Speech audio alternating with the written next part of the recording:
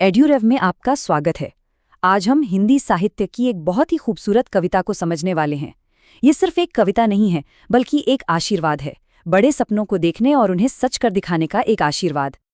अच्छा, इस विश्लेषण को शुरू करने से पहले चलिए एक सवाल पर सोचते हैं। क्या कभी ऐसा होता है कि बड़े सपने देखने से डर लगे? अगर इसका जवाब हाँ है, तो यकीन मानिए आज की कविता हमारे लिए ही है।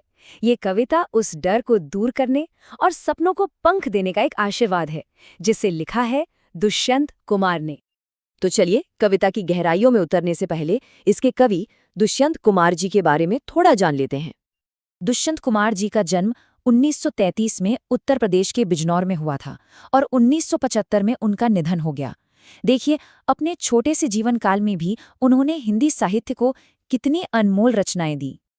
उनकी सबसे बड़ी खासियत थी उनकी भाषा, जो इतनी जीवंत और सरल थी कि वो सीधे दिल तक पहुंचती थी। उनकी गज़लों का संग्रह साये में धूप आज भी बहुत ज़्यादा लोकप्रिय है और उनकी सारी रचनाएं दुष्यंत कुमार रचनावली में मिल जाती हैं। तो आखिर इस कविता का मूल भाव या कह सकते हैं सेंट्रल आइडिया क्या है? कवि हमें क्या संदेश देना चाहते हैं? चलिए समझते हैं।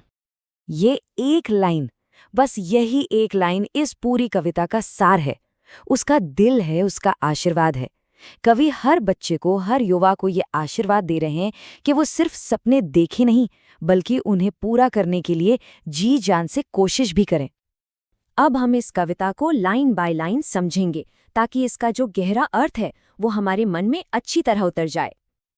कविता की शुरुआत ही देखिए एक आशीर्वाद से होती है। कवि कहते हैं, जा तेरे सपने बड़े हों। लेकिन वो ये भी चाहते हैं कि ये सपने सिर्फ हमारी कल्पना या भावना की गोद में ही न पलते रहें, बल्कि हकीकत की जमीन पर उतरें। ठीक वैसे ही जैसे एक छोटा बच्चा माँ की गोद से उतरकर जमीन पर चलना सीखता है। यहाँ कवि हमें जिद करना सिखा रहे हैं, पर ये एक अच्छी वाली जिद है। वो कहते हैं कि जो लक्ष्य चांद तारों जितने मुश्किल और दूर लगते हैं ना, उनके लिए एक बच्चे की तरह रूठना और मचलना भी जरूरी है। मतलब हार नहीं माननी है और लगातार कोशिश करते रहना है। देखिए कितना सुंदर मेटाफर है। कवि चाहते हैं कि हम जिंदगी में खुश रहें, हंसें, मुस्कुराएं और हर दिए की रोशनी यानी हर उम्मीद, हर अवसर को देखकर उसकी तरफ बढ़ें। उंगली जलाएं का मतलब ये है कि इस कोशिश में अगर छोटी मोटी गलतियां हो जाएं या मुश्किलें आएं तो उनसे घबराना नहीं है। ये तो सीखने की प्रोसेस का ही एक हिस्सा है।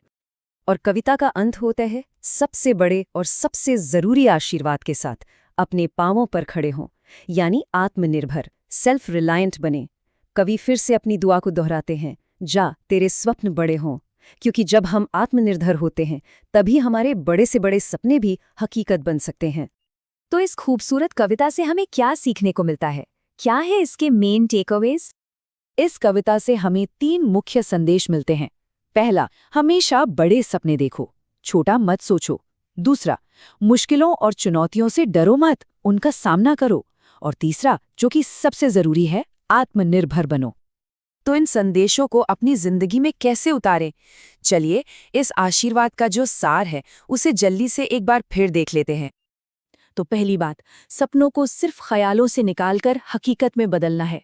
दूसरी, मुश्किलों को रुकावट नहीं बल्कि सीखने का एक मौका समझना है। तीसरी, आत्मनिर्भर बनना है, किसी पर भी निर्भर नहीं रहना। और चौथी बात, ये याद रखना है कि कोशिश करने में छोटी मोटी असफलताएं तो आएंगी ही, उनसे घबराना बिल्कुल नहीं है।